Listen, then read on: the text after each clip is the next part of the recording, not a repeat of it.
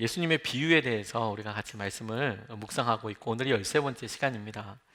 우리가 금요 성령 집회 때 예수님의 비유를 말씀을 묵상하면서 얻게 되는 굉장히 중요한 영적인 도전과 기회는 우리가 마치 예수님의 설교하시는 그 장면으로 들어가서 그 앞에서 예수님이 우리에게 지금 말씀하신다라고 이렇게 감정을 이입하고 그 상황에 우리를 대입해서 이 말씀을 묵상하고 생각하게 되는 기회를 얻었다라는 것입니다.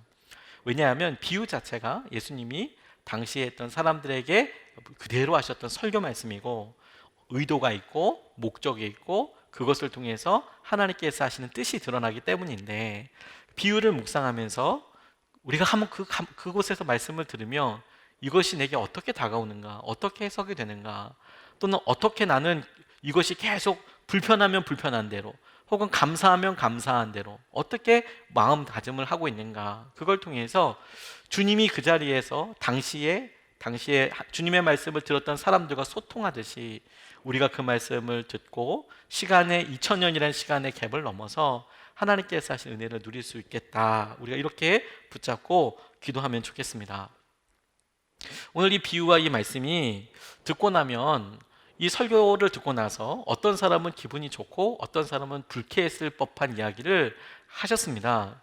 주님의 말씀이 이런 부분들이 굉장히 컸습니다. 말씀을 똑같은 회중 가운데 하는데 어떤 회중들은 너무너무 감사하고 어떤 회중들은 그게 너무 불편한 거죠. 그게 주님께서 많은 사람 무리들이 따르게 했던 원동력이자 또 한편으로는 결국에는 십자가를 지셔야만 할 수밖에 없었던 또 원인이 되기도 했습니다. 주님의 말씀이 어떤 사람에게는 너무 큰 은혜이고 감사이면서 동시에 지도자들이나 다른 사람들의 존경을 구걸하던 사람들, 내가 다른 사람들에게 존경을 받고 싶고 다른 사람들에게 영향력을 주고 싶어하는 사람에게는 예수님의 말씀과 예수님의 행동은 파괴적이라고 할 만큼 아주 강력하게 다가가고 그들의 기반을 막 다 흔들어 버리는 그런 역할을 했습니다. 오늘 본문 말씀도 딱 그와 같은 역할을 하고 있다라고 저는 그렇게 생각하게 되었습니다. 이런 말씀을 이렇게 보면 이 말씀을 들었을 때 내가 듣고 싶은 말이 있고 나에게 하는 말이 있습니다. 예를 들어서 이런 말씀입니다. 아내들아, 남편들 말에 순종하라 라는 말을 들으면 이 말은 아내들아 라고 나와 있으니까 아내에게 하는 말일 텐데, 그 말을 남편들이 듣고 남편이 좋아하는 말이 되는 거죠. 아내한테 이런 말씀이 있어, 자녀들아. 그러면 자녀들에게 그런 말씀을 줄 거서 읽어주고 싶어요. 똑같이 아내들도 마찬가지예요. 남편들아, 아내를 뭐 이렇게 해라, 사랑해라 이렇게 얘기하면 말은 남편들이라고 나와 있지만 그 말을 읽어주고 싶고 생각하고 싶어 하는 사람들이 있겠죠. 이 말씀도 이렇게 떨어졌을 때 이 말씀에 대한 반응이 확 달라지는 거예요. 이 말을 듣고 내가 감사하다, 이 비유를 듣고 와 그렇구나, 내가 이렇게 큰 은혜를 입고 있구나 라고 생각하는 사람이 있고, 아휴 이게 무슨 말이야, 이게 말이 돼? 이건 불공평하잖아 라고 생각하는 사람들도 있었을 거라는 거예요. 그리고 그렇게 대답되는 것을 통해서 주님의 설교의 자리, 주님의 말씀이 선포되는 자리에 우리는 주님께서 의도하시고 혹은 깨닫게 하시고 회개하시기 원하는 사람들 부류에 있을 수도 있고, 아니면 우리에게 은혜를 깨닫게 해주시고 새롭게 하려고 하는 부류에 있을 수도 있다는 것을 스스로 자각할 수 있어요. 오늘 본문 말씀이 여러분들에게는 어떻게 들리십니까? 편안하십니까? 아니면 조금 불편하십니까? 질문들이 많이 생기십니까?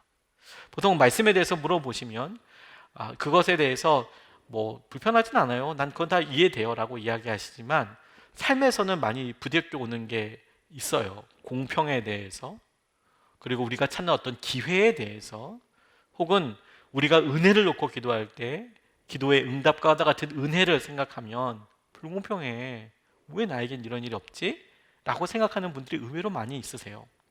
오늘 이 포도원 주인이 자그마치 5번이나 나왔다는 것 아닙니까?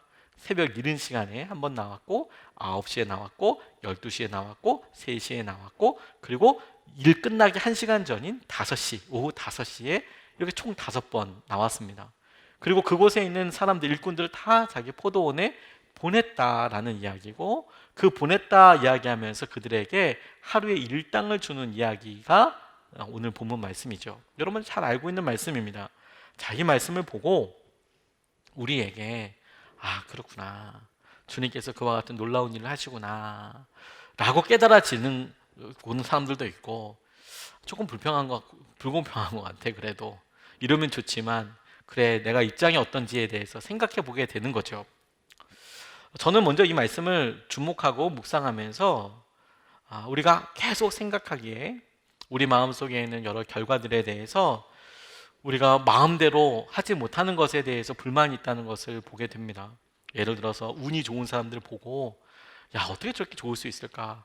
나는 운동회 같은 데 가서 참가했다고 쿠폰 받으면 그거 뭐 김치 통 하나도 나는 안 되던데, 어떻게 저 사람은 자전거도 맨날 받고 맨날 저 사람만 이렇게 받냐? 이렇게 부러운 사람도 있고, 아파트 당첨도 이렇게 봐도, 와, 나는 이렇게 해도 힘들고 어렵다고 하는데 어떻게 저 사람은 되냐? 대출 나오는 것도 그렇고, 또 어디 학교 아이들 보내려고 하는데 학군에 이렇게 보내는데 어떻게 저 가정은 저게 되고 우리는 그게 되지 않나. 직장에 들어가서 하게 될 때에도 요즘은 뭐 여러 대학을 들어가는 방법들이 또 다르니까, 어떻게 저 대학을 애를 들여 보냈나, 공부냐 혹은 자소서냐, 어떻게 저런 일을 할 수 있냐, 저 운이 아니냐. 다양하게 우리가 기준들을 가고 생각을 하는데, 우리가 무엇을 선택하든 결과와 열매가 있기까지 시간이 있거든요. 근데 그 시간이 있기까지 우리는 설명할 수 없기 때문에 운이 좋아라고 이야기하지만, 중요한, 우리가 간과하기 좋은 중요한 주제 하나가 있어요. 시간이 소요된다는 것이죠. 바로바로 이렇게 되는 경우도 보다, 그게 짧은 시간이어도 시간이 있어야 결과와 열매들로 이어지게 된다는 것이죠. 우리가 그 시간 안에 살고 있고, 이게 왜 중요한 것을 간과하게 되냐면, 우리가 시간의 주인이 아니라는 거예요. 우리가 시간의 주인이 아니다. 오늘도 주님께서 하늘나라에 대해서 이야기하시고, 저는 이 하늘나라에 대한 비유가 그날 하루에 있었던 이야기에 대해서 이야기하신다는 것에 대해서 조금 그러네, 하루의 이야기네, 그렇게 생각해보고 오늘 본문 말씀을 다시 적용해봤어요. 여러분에게 이 질문이 그냥 편안한 질문처럼 편안하게 대답을 해서 여러분들의 실제 모습을 우리가 스스로 좀 살펴볼 수 있으면 좋겠다고 싶습니다. 첫 번째 질문은, 여러분들은 이런 시간차, 똑같은 사람들이 와서 일한 게 아니라 시간이 각각 다른데, 어떤 사람에게는 참 많은 재정이 가고 어떤 사람에게는 참 적은 그거에 맞고 재정이 가고, 그 형편에 가서 이렇게 되는 게 아니라 똑같이 취급된다면 여러분들은 어떤 마음이 드십니까? 이거에 대해서 먼저 좀 스스로 살펴봐야 될 것 같아요. 저는 한동안 열심히 했던 것에 대한 결과가 왜 알아주지 않는가, 저의 리더십에게서나 혹은 주위에 있는 사람들에게서 왜 내가 열심히 한 것을 평가받지 못하는가, 오히려 제가 보기에 열심히 안 하는 것 같은데 저런 분들은 저렇게 평가를 받고 저걸 좋다고 하고, 혹은 서로 바꿔서 내가 저렇게 했다면 분명히 혼났을 텐데 혹은 이야기를 들었을 텐데 왜 저분은 이야기를 안 듣고 저렇게 하게 될까, 도대체 기준이 뭘까, 사실 이런 거 가지고 고민을 했던 적이 꽤 있었어요. 불공평한 거 아니야? 왜 열심을 알아주지 않을까? 이제 그런 의미로 보다 보니 이 본문 말씀에 대해서 처음에 저는 좀 불편했어요. 이렇게 나와 있습니다. 1절에서부터 7절까지의 말씀에 쭉 나와 있는 이야기가 이렇지 않습니까? 시간차를 가지고 불렀다는 거죠. 하늘나라는 자기 포도원에 일할 일꾼을 고용하려고 이른 아침에 집을 나선 어떤 포도원 주인과 같다. 그는 품삯을 하루에 한 데나리온으로 일꾼들을 합의하고 그들을 자기 포도원으로 보냈다. 그리고서 9시쯤에 나가서 보니 사람들이 장터에 빈둥거리며 서 있었다. 그는 그들에게 말하기를, 여러분도 포도원에 가서 일을 하시오. 적당한 품삯을 주겠소 하였다. 그래서 그들이 일을 하러 떠났다. 주인이 다시 12시와 오후 3시쯤 나가서 그렇게 하였다. 오후 5시쯤 주인이 또 나가보니 아직도 빈둥거리고 있는 사람들이 있어서 그들에게, 왜 당신들은 온종일 이렇게 하는 일 없이 빈둥거리고 있어? 하고 물었다. 그들이 그에게 대답하기를, 아무도 우리에게 일을 시켜주지 않아서 이러고 있습니다 하였다. 그래서 그는, 당신들도 포도원에 가서 일을 하시오 하고 말하였다. 이것을 그냥 가만히 생각해 보면서 언제 가는 사람이 제일 좋을까요? 저는 그냥 솔직하게 제일 늦게 가는 사람이 제일 좋겠네, 이런 생각이 들었습니다. 그리고 예수님도 아마 제일 늦게 간 사람에 대해서, 그 사람들이 받은 은혜에 대해서 이야기하고 싶으셨던 거 아닐까 싶어요. 제일 늦게 가서 그렇게 만약에 동일한 임금을 받는다면 제일 좋겠지. 이런 생각들도 있었을 거예요. 근데 여러분, 이것을 이제 우리의 입장이 아니라 그곳에 있는 사람들 입장에서 한번 생각해 보세요. 당시에 가난한 사람, 어려운 사람도 있고 거기에 종교 지도자들도 있고 또 정치 지도자들도 있죠. 당시는 신분 사회였습니다. 그리고 이 유대 사회 같은 경우에는 이 세습이 되는 사회였어요. 세습이 되는 사회. 그게 무슨 말이냐? 레위 지파 사람들은 레위 지파, 느낌 있으시겠지만 제사장은 그 아들도 제사장, 이렇게 되는 거예요. 무두장에는 그 아들도 무두장이, 자기가 배울 일들을 자기 아버지 혹은 자기 가족들, 친족들로부터 배웠던 거죠. 그러니까 부모가 하는 일은 그 자녀들에게 그대로 세습이 됐고, 그 부모들이 하는 일 혹은 직업에 따라서 귀천이 나누어질 때도 있었고, 그런 여러 일들 중에서 귀족이나 혹은 종교 지도자들은 이게 가문의 피를 따라서 그냥 이어지게 되는 거였습니다. 그러니까 믿음의 연조, 족보가 있었어요. 그리고 이런 것들은 따라갈 수가 없었습니다. 당시의 사람들이 죽었다가 제사장 가문에 태어나야만 할 수 있는 일이었죠. 그냥은 할 수 없는 것이었습니다. 그런데도 너무 사회가 너무도 당연하게 이렇게 불편하고 불공정한 것에 대해서 당연하다고 생각하고 있었어요. 그게 당연하다고. 그러지, 저 사람은 제사장 가문에서 태어났으니까 제사장이지. 그러지, 저 사람은 부유한 가정에서 태어났으니까 당연히 잘 사는 거지. 그러지, 저 사람의 아버지는, 저 사람의 삼촌은 유력한 사람이니까 저 사람이 저렇게 일하는 것은, 저렇게 사는 것은 당연하지. 마치 지금 세대와 아주 흡사하게 그렇다라고 이야기하고 있는 거예요. 그렇다. 그러니까 종교 지도자들이나 당시의 지도자들이 이 이야기를 들었을 때 사실 불편했을 거예요. 반면에 예수님의 말씀을 듣고 있었던 가난한 사람들, 어떻게든 자기의 신분을 바꿀 수 없는 사람들, 그리고 무언가 열심히 할 수 있는 기회조차 박탈당한 사람들에게는 주님의 이 말씀은 마치 자기들에게 딱 집어서 이야기하시는 말씀처럼 들렸을 거라는 거예요. 나는 어떻게 할 수 없는데, 나는 마치 하루 종일 돌아다녀도 뭘 할 수 있는 기회도 없고 나를 써줄 수 있는 사람도 없고, 그런 사람들에게 예수님께서 포도원 주인으로서 하나님의 모습을 이렇게 보여주시며, 하늘나라는 그들을 위해서 준비된 노동의 장소이고, 그 노동의 장소에 아무리 늦게 온 사람이라도, 아무리 보잘것없는 사람이라도 그들을 존귀하게 여기고 부르는 그런 장소다라는 거예요. 제가 이 말씀을 묵상하면서 제일 혼돈하면서 질문도 많이 하게 되고, 그러면서도 참 놀라웠던 것은 뭐냐면, 사람들이 5시에 오는 사람들은 도대체 어떤 사람들일까 하는 것이죠. 포도원 주인이 갈 때마다 거기 있는 사람을 다 자기 포도원으로 보낸 것으로 보여요.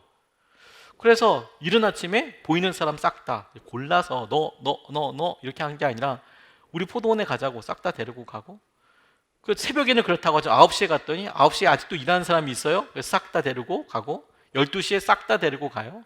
3시에도 싹 다 데리고 갔어요. 자, 5시에 나와 있는 사람은 도대체 왜 이 사람들은 9시부터, 아니 이른 새벽서부터 나와서 일을 하지 못했을까?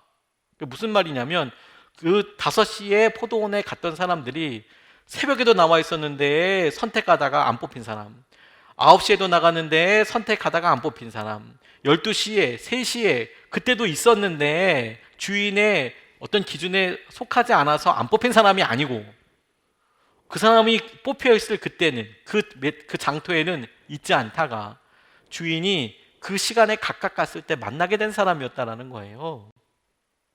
그거 되게 저에게는, 그러니까 기회도 없고 5시까지나 사람들이 일을 없고, 그러면 삶을 포기하고 내가 일할 수 있는 것에 대해서 욕심뿐만이 아니라 기회조차도 없고, 아무도 나를 써주지 않고, 아프거나 당장 중요한 일들을 해야 하는데 그런 일을 책임질 수밖에 없는 그런 상황에서 나올 수 없는 사람들, 말할 수 없는 사람들이 거기 있을 수밖에 없었다라는 생각이 들겠더라고요. 우리가 생각했을 때 나는 은혜를 누리는 사람인가, 그렇지 않은가, 중요한 질문이죠. 어느 교수님이, 신학교와 관련된 어느 교수님이 이렇게 자기 아들과 관련돼서 이야기를 하시는데, 아들이 이제 목회를 좀 시키고 싶다 이런 마음이 드셨나 봐요. 왜 주위 사람들한테 이렇게 조언을 이렇게 좀 구했나 봐요. 어느 교단에 보내면 제일 좋을까요? 그래서 이제 주위에 있는 분이 아마 감리교 어떠냐고 이렇게 이야기를 했나 보죠. 그랬더니 바로 잘라서 이야기하시기를, 감리교는 중요한 목사님들, 중요한 가문이 다 이렇게 서로 있어가지고 다 연줄이 이렇게 있어가지고 어려워요. 제가 이런 이야기를 전해서 들었거든요. 그 얘기를 듣고 마음이 좀 뜨끔했어요. 큰 뭐 좋은 가문들이 있거든요. 우리 그런 감리교에서도 그런 걸 뭐 성골이다, 진골이다, 뭐 이렇게 불러요. 그래서 목회자들이 우스개처럼 이야기하지만, 그런데 실제로 성골, 진골이라고 부르는, 예를 들어서 목사님, 큰 교회 목사님 아들, 목사님들, 감리교 목사님 아들을 이제 성골이라고 부르고, 장로님 아들들, 혹은 이제 뭐 작은 교회 목사님이든 어쨌든 그런 분들 뭐 진골 막 이렇게 부르고, 저같이 이제 목사님이 목사님이지만 장로교회 목사님이라든지, 뭐 감리교회 아는 사람이 아무도 없거든요. 그러면 뭐 거의 뭐 이제 해골 이런 걸로 구분되든지, 아니면 별로 이제 기회들이 없다 이렇게 사람들이 설명할 때 그렇게 하더라고요. 근데 이제 웃음이 그게 나와요. 어떤 비웃음이 아니라 동의하기 때문에. 그런 면이 그렇게 보일 수 있는 면도 있겠다.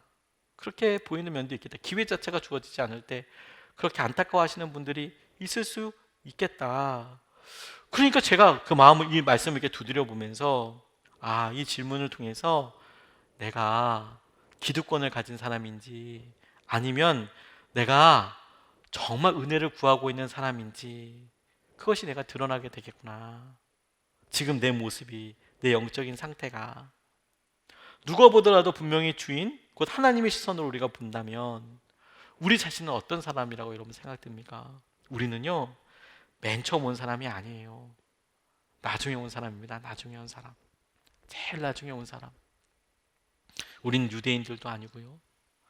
우리는 온전히 다 쓰임받기 위해서 처음부터 준비된 것도 아니어서요. 우리 각자 일을 맡고 있다가 주님을 만나서 이 자리에 오게 된 것이죠.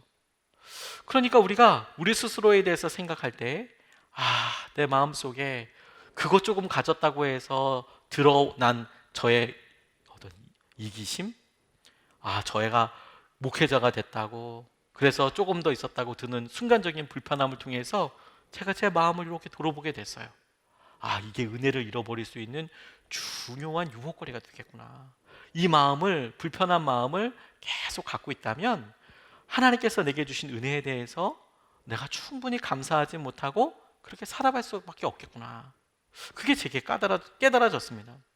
언제 한 사람이 좋은가? 당연히 마지막에 온 사람이 좋지. 그러면 너는 어떤 사람이냐? 라고 물었을 때, 내가 가장 마지막에 온 사람이라면, 와, 주님, 가장 나중에 온 사람이 이렇게 놀라운 은혜와 기쁨을 경험하게 된다면 진짜 좋네요, 주님. 저는 세상이 불공평하다고 생각했는데 주님이 이렇게 말씀해 주시면 저는 너무 기쁘고 너무 좋습니다. 이런 마음인지, 주님, 그건 좀 불공평합니다. 제가 주님을 위해서 남몰래 드린 감사의 마음이 얼만큼이고, 내가 주님을 위해서 드린 헌신이 얼만큼인데, 그런 마음에 우리가 조금이라도 발견될 수 있다면 그럼 얼른 그 자리를 내려놓아야 하는 거예요. 우리가 은혜를 누리는 자리가 아니라 전혀 다른 자리에 있구나. 그게 자연스럽게 나중에 셈할 때 나옵니다.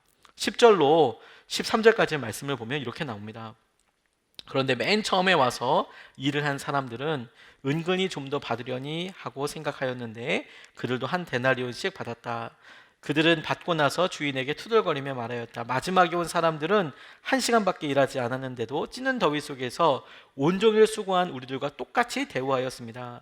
그러자 주인이 그들 가운데 한 사람에게 말하기를, 이보시오, 나는 당신을 부당하게 대한 것이 아니오. 당신은 나와 한 데나리온으로 합의하지 않았소. 이렇게 이야기하는 장면을 주목하게 됩니다. 우리 스스로가 한 일을 중심을 두고 보면, 우리 자신을 중심으로 보면 적게 일하고 똑같은 돈 받는 게 원하죠. 좋죠. 저도 그렇습니다. 하지만 우리가 받을 돈을 알고 있었던 사람, 이 비유에서 자기가 얼마를 받을 거라고 알고 있었던 사람은 처음 왔던 사람들밖에 없었어요. 나머지는 그냥 적당히 셈해주겠다. 그리고 나머지 그 이후에는 얼마를 주겠다는 이야기도 하지 않아요. 그냥 와서 일하라 이런 식으로 이야기를 했죠. 그나마 5시에 온 사람은 점심도 같이 못 먹었을 겁니다. 그냥 일하고 이제 셈을 하지요. 받는 겁니다. 만약에 여러분 우리가 늦게 왔는데 우리가 똑같은 돈을 받는다면 얼마나 기뻤을까요? 얼마나 큰 감사일까요? 그런데 여러분 우리가 다른 사람들을 보니 적게 일했는데 많은 것을 받는다고, 자기랑 똑같이 받는다고 생각하는 거예요. 자, 요때 우리의 마음이 드러난다는 거예요. 우리의 마음이. 주님, 저는 이렇게 오랜 기간 동안 이 문제를 놓고 기도했지 않습니까? 그런데 어떻게 저 가정에는, 어떻게 저 일에는 그렇게 응답하십니까? 우리 안에 꼭 종교 지도자들이 아니어도 우리가 그런 은혜를 어느 순간에 비교하는 마음이 들 수 있어요. 들 수 있어요. 여기서 은혜를 받은 사람과 이런 은혜를 받은 사람을 바라보는 사람이 있어요. 은혜를 실제로 받고 누리고 있는 사람과 이 은혜를 받은 사람을 보는, 평가하는 사람이 있어요. 모든 사람은 다 한 번씩은 은혜를 받은 사람이죠. 근데 여러분, 어느 순간에 우리가 은혜를 받고 은혜를 누리고 그것을 감사하는 삶에서 어느 순간에 우리가 은혜를 평가하는 사람, 은혜를 바라보는 사람으로서 살아갑니다. 그래서 지금 이 일이 내게 합당하냐, 이렇게 생긴 게 내게 합당하냐, 이렇게 어느 순간에 우리가 감사하지 못하고 불평하고 오히려 사람들에게 혹은 주님에게 자기의 생각과 자기의 본을 팍 드러내곤 하죠. 주님, 어떻게 제게 이러실 수 있습니까? 주님, 저 섭섭합니다. 주님, 저에게 이러시면 안 됩니다. 이렇게 생각하죠. 은혜를 받아본 사람은 감사하죠. 근데 은혜를 바라보는 사람은 자신 또한 그런 은혜를 받고 있는 것에 감사하기보다 또 다른 기회를 봅니다. 또 다른 조건들을 봐요. 그리고 부러워져요. 자신이 더 유리한 조건을 받았으면 좋겠다고 생각합니다. 물론 주님께서 우리에게 주신 큰 사랑을 덧입어서, 그래, 내가 큰 사랑을 받았지, 내가 제일 큰 사랑을 받았어, 그게 믿어지고 그것이 붙잡아질 때는 너무 큰 감사인데, 근데 어느 순간에 나보다 저 사람이 더 큰 은혜를 받은 것 같아, 나보다 저 사람이 조금 더 나은 것 같아, 나보다 저 사람은 조금 더 늦게 와서 일하는 사람 같아, 그런데 똑같이 받네. 여기에 유혹이 있다는 거예요. 여기에 13절로 16절까지 말씀에, 그러자 주인이 그들 가운데 한 사람에게 말하기를, 이보시오, 나는 당신을 부당하게 대한 것이 아니오, 당신은 나와 한 데나리온을 합의하지 않았소. 당신의 품삯이나 받아가지고 돌아가시오. 당신에게 주는 것과 똑같이 이 마지막 사람에게 주는 것이 내 뜻이오. 내 것을 가지고 내 뜻대로 할 수 없다는 말이오. 내가 후하기 때문에 그것이 당신 눈에 거슬리오 하였다. 이와 같이 꼴찌들이 첫째가 되고 첫째가 꼴찌가 될 것이다. 주님의 말이 그렇게 있는 것이죠.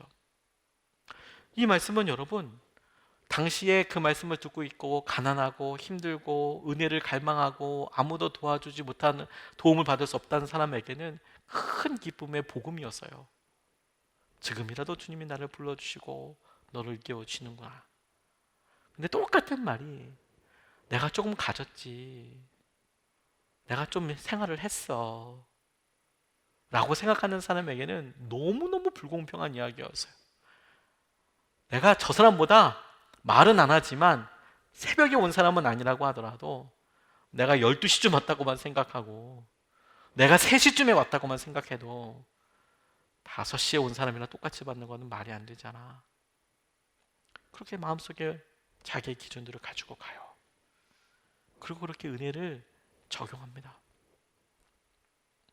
우리가 은혜를 어떻게 은혜를, 주님께서 주신 은혜를 흘려보내고 사용하는지를 보면 압니다.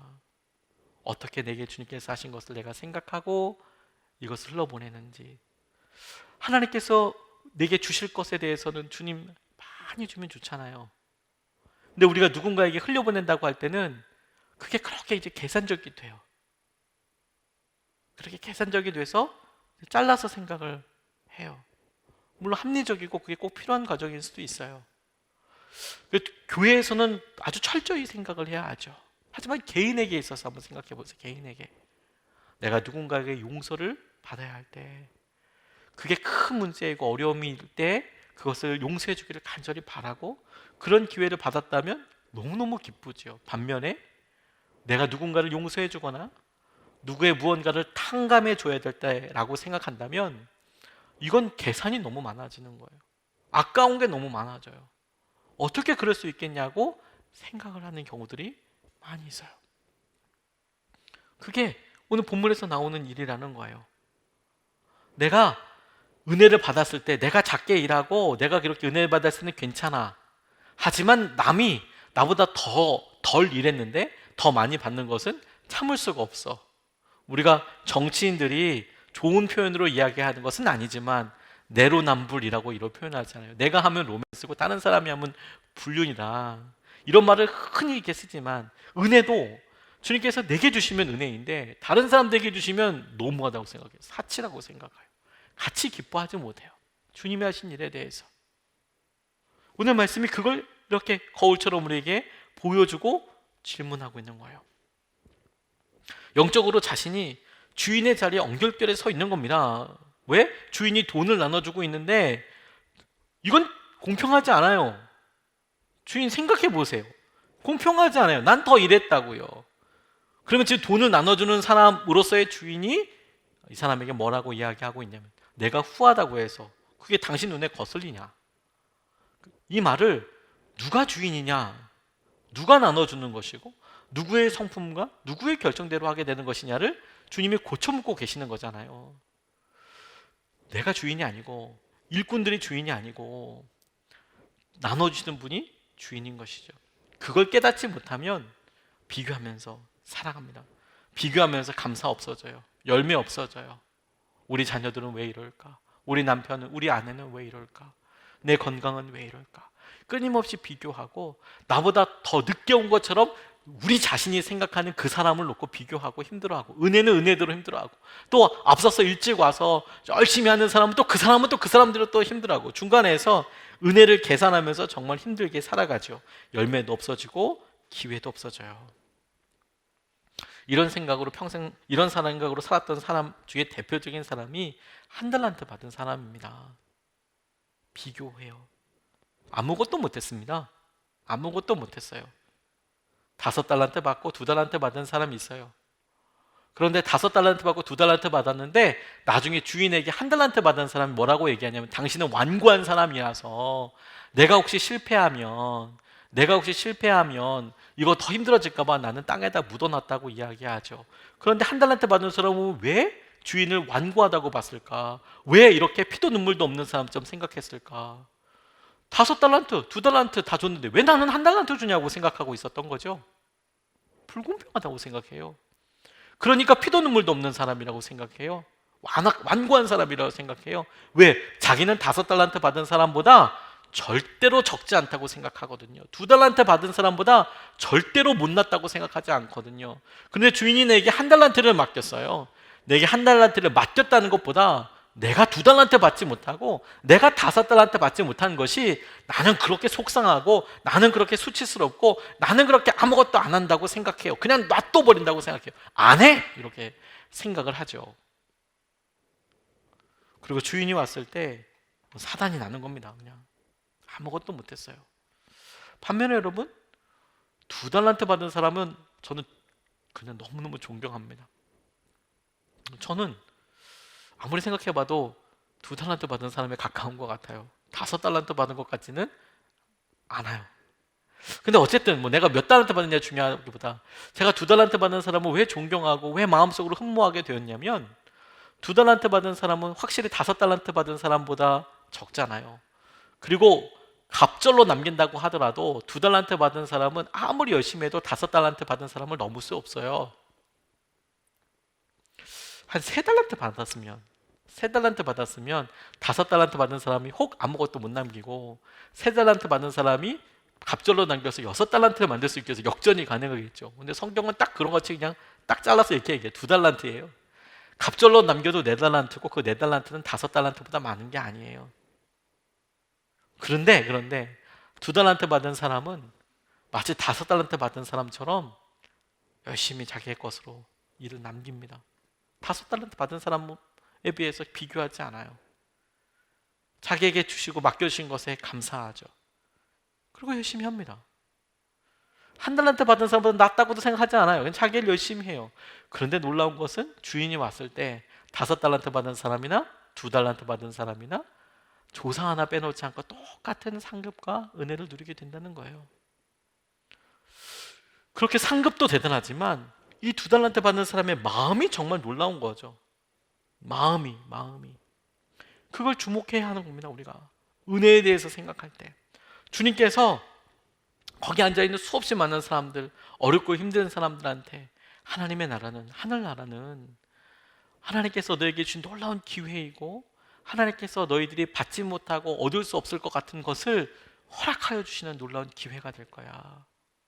마치 가장 늦게 온 사람도 하나님께서 똑같이 받게 해주신 것처럼 똑같은 거야. 얼마나 기뻤겠어요. 그날 아침도 소를 잡다가 피가 묻힌 채로 이렇게 올 수도 있고, 당시에 가죽을 이렇게 만지다가 뭐 백정이나 가파치, 우리나라 말로는 가파치지만 가죽을 만지는 사람이 결코 그 당시에 사회적인 지위가 높지 않았거든요. 혹은 다른 데서 품꾼으로 일하다가 그나마 농번기가 아니고 농한기여서 일자리도 없어서 왔던 사람이, 너희들이 하는 일이 태어날 때부터 좋은 가문에서, 제사장 가문에서 평생을 살았던 사람들이랑 똑같다. 너무 큰 기쁨이었을 거예요. 그래요? 나 같은 사람이 정말 그래요? 반면에 그렇게 열심히 살아와서 나는 11조도 하다못해 자기가 갖고 있는 조미료마저도 11조 떼서 하는 사람이 그렇게 철저히 하는 것을 보이도록 하기 위해서 성이 안 차니까 길거리에 서서 크게 소리 질러서 기도하는 사람이 그 얘기를 들었다고 생각해 보세요. 이건 불공평하다고, 이건 세상 불공평하다고 그렇게 이야기하는 거죠. 근데 그 이야기가 예수님이 말씀하신 이 비유 하나로 내가 어디 서 있는지, 지금 내 영적인 상태가 어떤지 확 드러나는 거예요. 확 드러나고 있는 거예요. 야, 너는 은혜를 누리고 있는 사람에서 어느 순간에 은혜를 평가하고 은혜를 계산하고, 그것이 의미하는 바가 네가 어느 순간에 주인의 자리에 와 앉아 있는 거구나. 주님께서 하시는 말씀, 주님께서 우리에게 화 있을진저 라고 이야기하는 바로 그 사람, 그 자리에 나는 의식도 하지 못한 채 거기 앉아 있는 거예요. 거기 앉아 있는 거예요. 주님이 망할 것이다, 심판하실 것이다 라고 이야기하는 자리에 자연스럽게 나와 있는 겁니다. 존 오트버그 목사님이라는 분이 쓴 책 중에 본인 이야기 이렇게 한 게 있었는데, 책이 이렇게 마음에 와서 닿았습니다. 이분의 딸이 아주사 퍼시픽 대학이라는 대학을 졸업하는데, 당시에 이 오트버그 목사님의 아내가 졸업식에서 연설을 하게 됐답니다. 연설을 하면서 이제 이야기를 하는데, 졸업식 전에 50명 가량의 교수진, 동창생, 직원들이 모여서 그 중에 몇십 명은 50년 전에 대학을 졸업한 사람들로서 신입 동창생들을 축하해주기 위해서 모인 그런 자리가 있었대요. 근데 이 사모님은 그날 이제 졸업식 연설을 위해서 왔는데, 그 졸업식이 있기 전에 50명의 그런 동문들이, 그러니까 이제 새로 졸업하는 사람들보다 50년 전에 먼저 졸업한 사람들, 나이 차이는 한 50살 정도 날려나요? 뭐 그렇게 기계적으로 계산을 다 할 수는 없지만 50년 전에 한 사람들이, 그러니까 나이가 많이 들었겠네요. 축하해주는 신입 동창생 중에, 근데 그 중에 존 월레스 총장이라는 분이 졸업반 학생 3명을 방 한가운데로 불렀대요. 졸업식 있는 날에 이렇게 졸업 후에 이 사람들이 몇 년간 빈민봉사를 하러 갈 학생들이라고. 빈민봉사를, 학생들은 어느 지역에 갈 거고 가는 이유가 무엇인지 한마디씩 다 이렇게 이야기하더래요. 나는 어느 지역에 가서, 아프리카에 가서, 나는 저쪽 어디 가서 그렇게 하고 이렇게 내 삶을 살 겁니다. 그렇게 자기를 소개하더래요. 모두가 박수 쳐주고, 학생들은 바로 그 자리가 내가 이렇게 가기로 한 것을 이게 선배들이 축복해주고 그러는 자리인가 보다, 이렇게만 생각했대요. 그랬는데 이 총장님이 이 학생 색 쪽으로 돌아서서 이 방에 데리고 온 진짜 이유를 이제 이야기해 주는 거예요. 여러분은 잘 모르지만 이 세 사람한테 어떤 분이 여러분들이 앞으로 하게 될 일에 대해 이야기를 들었답니다. 가난한 나라에 가서 아프리카에 가서 평생 빈민을 위해서 살겠다, 혹은 기간을 주고 빈민 봉사를 하겠다 몇 년간, 그런 이야기를 전해 듣고 아, 그분이 여러분이 아무 어려움 없이 각자의 목적지에 가서 사람들을 섬길 수 있기를 바란다고 하셨다. 그래서 선물 하나를 주셨어요. 자기 이름을 익명으로 해달라고 하셨고요. 이제 선물을 공개하겠습니다. 첫 번째 학생에게 이렇게 말했대요. 학생은 학자금으로 은행에서 융자한 돈 10만 5천 달러를 탕감받았습니다. 이때 탕감받았다는 표현을 forgiven이라고 해요. 용서받았다라는 영어 표현을 씁니다. 학자금으로 은행에서 융자한 약 11억 원을 1억 1천만 원을 1억 1천만 원을 탕감받았습니다. 처음에는 너무 놀랐대요. 무슨 소리야 이게 지금? 처음에는 이렇게 못 믿다가 울음이 터지기 시작하죠. 한 번 만나본 사람도 없는 사람이 이 청년이에게 1억 1천만 원은 뭐 청년들에게만 큰 돈이 아니고 우리들에게도 쉬운 돈이 아니죠. 큰 돈이죠. 그렇죠? 그걸 포기분 한 번도 보지 않았다는 사람이. 이 총장이 두 번째 학생에게 말했대요. 학생은 7만 달러를 탕감받았습니다. 약 7천만 원, 8천만 원 정도 됩니다. 포기분. 세 번째 학생에게, 이 학생은 자기가 어떤 선물을 받을지 이제 알잖아요. 그런데 귀로 듣기 전에는 사실로 믿을 수 없을 만큼 이렇게 이랬을 때, 그런데 그 학생에게 이렇게 얘기해요. 학생은 13만 달러를 탕감받았습니다. 약 한 1억 5천 정도 되겠네요. 1억 4천, 1억 5천. forgiven, forgiven. 하나님께서 이 세 사람을 정말로 축복하시고 사람들 중에서 만나게 주시는 거죠. 근데 여러분, 이런 은혜의 자리, 하나님께서 우리에게 주셨다는 자리에 꼭 이런 사람이 있어요. 나는 13만 달러 탕감받는 게 그게 부럽네. 7만 달러도 부럽지만 13만 달러 부럽네. 은혜를 평가하는 사람이 되지 말고 받은 은혜를 누리는 사람이 되어야 합니다. 은혜를 평가하는 자리에 있으면 안 돼요. 내게 있는 것이 얼마인지, 다른 사람에게 있는 게 얼마인지, 그거 아무 소용없습니다. 그게 안 된다는 사람에게 오늘 그게 가능하도록 하는 깨달음과 부르심의 말씀이 있어요. 오늘 제목이기도 한데요. 1절 말씀에 이 본문 말씀이 쭉 비유가 이렇게 되고 있지만 주님이 아예 처음에 이 본문의 주제를 빡 적어 놓으셨어요. 주제를. 비유에 깊이 들어가다 보면 주님이 왜 이 얘기를 하셨지? 잊어버리게 되는데, 주님이 이 이야기를 비유를 드실 때 설명하고자 했던 것은 뭐냐면 하늘나라였어요. 1절 말씀에 보면 하늘나라는 자기 포도원에 일할 일꾼을 고용하려고 이른 아침에 집을 나선 어떤 포도원 주인과 같다. 하늘나라에 대해서, 하나님 나라에 대한 설명이었어요. 하나님에 대한 설명이었어요. 그리고 8절 말씀에 보니까 저녁이 되니 포도원 주인이 자기 관리인에게 말하기를 일꾼들을 불러라고 이야기해요. 여기 지금 세 사람이 나옵니다. 주인, 관리인, 일꾼. 일꾼은 한 사람이라고 보기 좀 힘들겠네요. 일꾼들, 세 부류가 나오는 거죠. 주인, 관리인, 일꾼들. 관리인들도 여러 명이었는지는 잘 모르겠습니다. 여기선 단수를 일단 쓰였죠. 관리인, 돈을 나눠주는 사람, 일꾼들.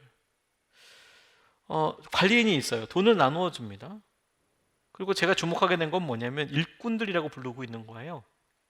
이건 하늘나라와 관련된 일이고, 그리고 그것에 부르심 받은 사람은 일꾼들이라는 거예요. 오늘 불려온 사람은 다 하루 고용인입니다. 하루 고용인. 10년 고용인, 관리인도 아니고 하루만큼 일하는 사람이에요. 하루만큼. 어느 순간에 여러분 우리는 내일을 생각합니다. 그게 지혜의 어떤 측면처럼 보일 수도 있지만 염려와 걱정으로 점철된 내일이라면 글쎄 차라리 생각을 안 하는 게 낫지 않겠습니까? 그런데 여러분, 주님께서 우리에게 툭 이야기하시는 게 저는 이렇게 붙잡았어요. 기룡아, 너 하루 일꾼이야. 너를 100년이라고 보낸 게 아니고 너 하루 일꾼이야. 너 하루 일꾼이야. 여러분, 우리 하루 일꾼이에요. 하루 일꾼.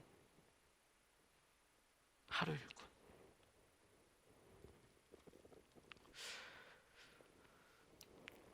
지난 월요일에 저희 외할머니께서 소천하셨어요.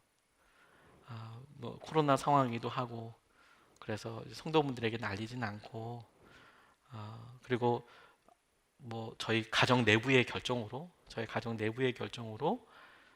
이제 빈소를 꾸미지를 않았습니다. 할머님 연세도 94세셔서 돌아가셨기 때문에 좀 뭐 연세도 많이 드셨고 치매도 앓으셨고 요양병원에 오래 계셨고 또 안타깝지만 저희 외삼촌들이 먼저 떠났기 때문에 이제 이모와 저희 어머니가 이제 결정을 하셔서 빈소를 꾸미지 않고 검소하게 그렇게 하자.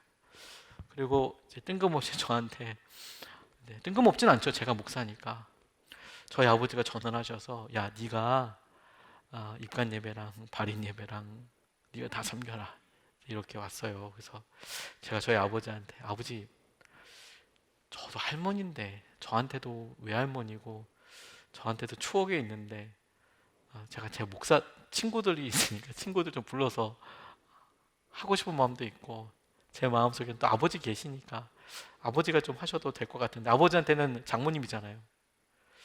그랬으면 좋겠는데 저한테 이제 이야기를 하시니 처음에는 계속 안 한다고 이렇게 좀 이렇게 둘러서 말하다가 한다고 했어요. 제가 목회자가 맞고 제가 해야 될 일이라고 생각을 했거든요. 아멘. 제가 하겠다고.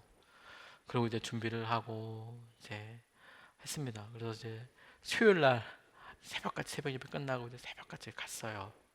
왜냐면 그날 이제 입관, 발인, 화장 뭐 다 있다 보니까 이제 새벽까지 나가서 이제 뭐 했죠. 가운 입고 있는데 더워서 더위 먹었습니다. 근데 이렇게 입관 예배를 진행하는데 마음이 막 너무 무너졌어요.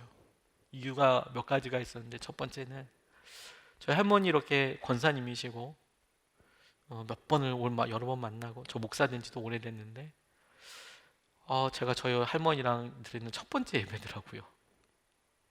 그걸 거기서 알았어요. 우리 할머니랑 드리는 첫 번째 예배구나. 그러니까 할머니와 함께 제가 인도하는 예를 들면 가정 예배나 저희 아버지 교회에 오셨을 때 그런 거 말고 제가 목회자가 되고 제가 집전하는 예배의 처음 예배가 저희 외할머니의 입관 예배구나. 그게 이제 입관 예배 드리는데 저한테 이게 확 이제 깨달아지는 거예요. 후회도 되게 많이 되고요. 이게 뭐 하는 거야? 뭐 하는 거야? 뭐 한 거야 지금? 그리고 어머니를 통해서 할머니 이야기 전해 들었을 때 그런 이야기에 대해서 내가 어떻게 반응했는지 그런 아주 뭐 큰 것도 아닌 소소한 것들 있잖아요. 소소한 것들이 이제 하나씩 생각나더라고요. 설교하는데 어저께만 내가 이걸 알았어도 전화라도 하고 그렇게 했을 텐데 너무 더운 날씨에 정말 연세가 있으시니까 하루 만에 정말 그렇게 어떻게 확 돌아가시는 상황이어서 뭐 어떻게 감당을 할 수는 없었는데 하루 사이가 다르구나. 그날 이렇게 입관 예배 또 화장까지 다 하고 그리고 돌아와서 저녁에 우리 이정재 집사님 임종 예배를 섬겼습니다. 바로 가서 제가 꼭 가서 기도해 드려야겠다, 예배를 해야겠다라는 생각이 들어서 이렇게 갔어요. 임종을 지키는 건 너무 감사이고 저한테는 영광이죠. 마지막으로 하나님 계획에 대해서 말씀드리고 예수님이 약속하신 것에 대해서 설명드렸어요. 우리가 오늘 낙원에 가게 될 거라고. 눈을 감고 눈을 뜨면 우리 모두가 다 예수님께서 말씀하신 천국에 가서 있을 거라고. 이건 뭐 소설도 아니고 이건 실제이고 구체적이고 주님이 우리에게 약속하신 거라고 그렇게 설명드리고 말씀을 드렸어요. 아멘. 아멘. 그렇게 같이 예배를 드렸습니다. 그리고 어제 저녁에 어제도 전화가 다시 왔어요. 목사님 기도해 달라고 너무 힘드시다고. 전영수 집사님께서 전해되고 기도해 드렸습니다. 하나님께서 우리의 생사 화복을 주장하시고 우리에게 이끌어 주시고 붙잡아 주시는 것을 믿는다고. 천국에 가게 될 것을 믿는다고 전해되고 기도해 드렸어요. 그리고 그날 어제 밤에 이제 소천하신 거거든요. 저희 하루만 사는 거예요, 여러분. 그날 하루를 보내고 다음날 눈을 못 뜨면 그냥 그걸로 그냥 우리 삶은 주님 앞에서 눈 뜨는 겁니다. 복잡하지 않습니다. 근데 우리는 어느 순간에 내일을 생각해요. 내일을 걱정합니다. 오늘 그것 때문에 오늘을 최선 다하지 못해요. 여러분, 우리는 하루 고용인이에요. 우리는 하루 고용인이에요. 우리의 삶은 단 한 번입니다.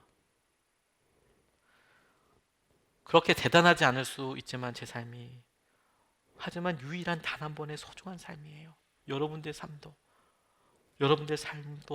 대단하긴 하시지만, 그러나 그 대단하다는 의미가 여러분들이 어떤 일을 이루었느냐, 성취했느냐에 따라서 대단하기보다는 여러분들의 삶이 다른 누구와도 다른 유니크하고 유일하고, 그리고 오직 여러분들만이 할 수 있는 결정들과 순종들과 고백들이 있기 때문에 단 한 번에 아주 가치 있고 대단한 삶이에요.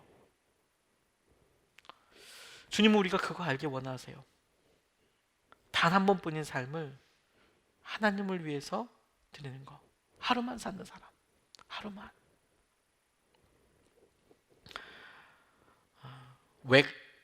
웩이라는 선교단체를 했던 스터트라는 사람이 케임브리지 대학을 졸업하고요. 이분 백작이었습니다. 그러니까 귀족이었어요. 자귀를 가지고 있었습니다. 그러면 영향력이 대단합니다. 지금도 대단하지만 지금서부터 100년도 더 된, 한 100년 정도 된 그때에는 더 대단했습니다. 유명한 크로켓 선수였대요. 사람들한테 인기도 있었고요. 고향에 돌아와서 자기 가문의 일을 보는데, 이분이 그 전에는 한동안 중국의 내지 선교사로 헌신했었거든요. 선교사로 갔었어요. 케임브리지에서 여러 사람들이 선교지로 가자 이렇게 하고, 이 스터드라는 사람이, 선교사님이 중국의 내지 선교사로 젊었을 때 갔다가 이제 선교 기간을 마치고 수년을 보내다가 이제 고향으로 돌아와서 이제 자기 가문의 일을 하는 거예요. 백작이니까 자기 영지가 있을 거 아닙니까? 그런데 스터드, 내가 너를 통해 아직도 할 일이 있다, 이런 하나님의 음성을 듣게 돼요. 그리고 계속해서 아프리카에 복음을 전해야 한다는 마음이 들더랍니다. 그래서 그가 아프리카 내지 선교회를 만들고 아프리카에 헌신할 헌신자를 모집하러 이곳저곳을 돌아다녔대요. 자기가 중국 내지 선교회로 갔듯이 아프리카 내지 선교로 들어가서 선교할 수 있는 사람들을, 헌신자를 모집하고 이곳저곳 돌아다녔는데, 주님이 다시 말씀하시더래요. 스터드, 네가 가면 안 되겠냐?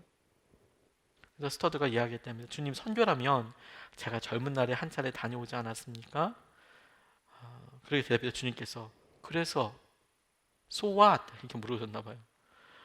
그래서 스터드가, 제 나이가 벌써 54 아닙니까? 근데 우리나라 나이로 한 56 정도 됐겠네요. 55이나 56. 제가 벌써 54 아닙니까? 그때 주님이 So what? 그래서 이렇게 말씀하시더래요. 그 스터드가 그렇게까지 말씀하시니까, 알았습니다, 제가 가겠습니다. 그렇게 순종해서 54살 아프리카 선교사로 떠나게 됩니다. 마지막 삶을 이제 아프리카에서 보내면서 이제 웩이라는 선교단체가 생기게 되는데요. 마음을 굳힌 그에게 친구들이, 스터드, 너 그거 너무 큰 희생 아니니? 너무 많은 걸 버리는 거 아니야? 너의 마지막 말에, 지금이야 54살이면 청년이죠. 지금 54살이면 한참 일을 해야 할 나이고 한참 중요한 시기이지만, 당시에 100년 전에 54살은 평균 연령, 그 사람들의 살 수 있는 평균 연령에 가까운 숫자였거든요. 거의 마지막. 당시만 해도 60살 넘는 거 쉽지 않았거든요. 65 넘는 거 쉽지 않았거든요. 그래서 인생이 별로 안 남은 거예요, 그가 봤을 때에는.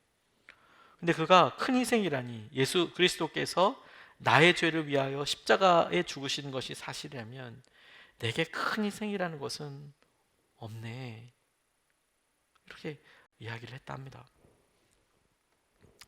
주님께서 이 비유를 통해서 우리에게 하시고자 하신 말씀은 절대 주권이라고 싶어요. 그리고 주님의 주권 앞에 우리가 시간의 주인도 아니고 우리는 은혜를 누리고 있는 사람이에요. 우리 가운데 어느 순간에 은혜의 자리에서 평가하는 자리, 다른 사람들을 부러워하는 자리, 와, 예전에는 그런 은혜가 있었는데 왜 지금은 없지? 심지어 자기의 과거의 자신의 모습과 지금을 비교하면서 은혜를 비교하기도 합니다. 그게 어떤 형태이든지 간에 여러분, 우리가 잊어버리는 게 있어요. 우리는 은혜를 받은 사람이고 주님께서 이 말을 통해서 우리를 회복시키기 원하신다는 것이죠. 여러분, 언제 온 사람입니까? 여러분 스스로를 어떻게 생각하십니까? 우리는 가장 마지막에 온 사람입니다. 가장 마지막에. 우리보다 더 쓸 사람, 더 중요한 사람 많습니다. 근데 주님이 우리를 우리에 있는 형편에서 소중하게 불러주셨어요. 제일 마지막에 온 사람이에요. 우리에게 주님께서 주신 기회는 놀라운 것이죠. 근데 어느 순간에 그 은혜를 잊어버리고 우리가 우리 스스로 다른 사람의 은혜를 비교하고 비판하고, 심지어 왜 주님은 공평하지 않으시냐고, 왜 내게 이런 고난이 있냐고, 왜 나에게만 이런 두려움이 있냐고, 왜 나는 이런 기도가 응답되지 않냐고 하는 그것에서 정신을 차리셔야 해요. 보셔야 해요.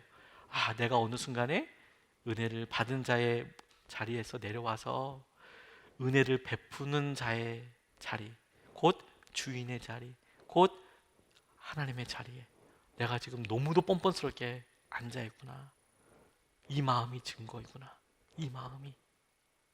그걸 봐줘야 한다는 겁니다. 그리고 그런 상황이 인지가 되고 상황에 든다면 오늘 본문 말씀에서 주님께서 얘들아, 이건 하늘나라와 관련된 이야기야.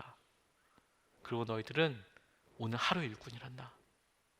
이번 한 번밖에 없는 삶에 대해서 하나님께서 우리에게 주시는 것을 네가 붙잡을 수 있고 그렇지 않을 수 있단다. 내일 일할 수 있는 게 아니다. 오늘 하루만큼의 분량과 하루만큼의 순종이 있을 뿐이다. 우리가 이것을 우리 마음속에 붙잡고 같이 기도하고 싶습니다. 어려운 일이 여러분 많습니다. 어려운 일이 많고 아픔의 일도 많습니다. 그런데 주님께서 우리를 이렇게 부르실 때 주님의 포도원을 건사하며 주님께서 하시는 은혜와 의미를 위해서 우리를 부르셨어요. 우리가 어느 순간에 그 은혜를 잃어버리고 사람들의 것만 온통 시기하고 질투하고 그러다 보면 당연히 무너집니다. 그리고 여러분, 어느 순간에 우리가 100년의 걱정을 하고 살고 10년의 걱정을 하고 살고 그리고 1년 후에 걱정을 하고 삽니다. 그런 거 없습니다, 여러분. 주님, 우리가 하루만 사는 사람이에요. 오늘 하루를 위해서 고용된 사람, 오늘 하루를 위해서, 이 한평생을 위해서 고용된 사람. 우리에게 다음 생이 있는 것도 아니고요, 우리에게 심지어 내일이 있는 것도 아닙니다. 주님께서 주신 은혜만 우리에게 있을 뿐이에요. 이것을 붙잡고 우리가 오늘 같이 우리 마음의 회복과 주님께서 하신 은혜를 놓고 좀 기도하고 싶어요. 같이 찬양하고 싶습니다. 은혜 아니면 우리가 살아갈 수가 없습니다. 은혜 아니면 살아갈 수 없어요. 어둠 속에서 막 헤매고 그렇더라도 주님께서 우리에게 은혜를 베풀어 주셔서 십자가의 사랑, 그것 때문에 오늘 우리가 또 일어나게 되는 거예요. 우리가 은혜에 너무 이렇게 메말라 있고 무덤덤해졌다면 오늘 찬양을 통해서, 오늘 기도를 통해서 주님 우리에게 은혜를 회복시켜 주시고 하나님의 은혜로 우리를 붙잡아 주십시오 라고 우리가 좀 기도하면서 찬양하겠습니다.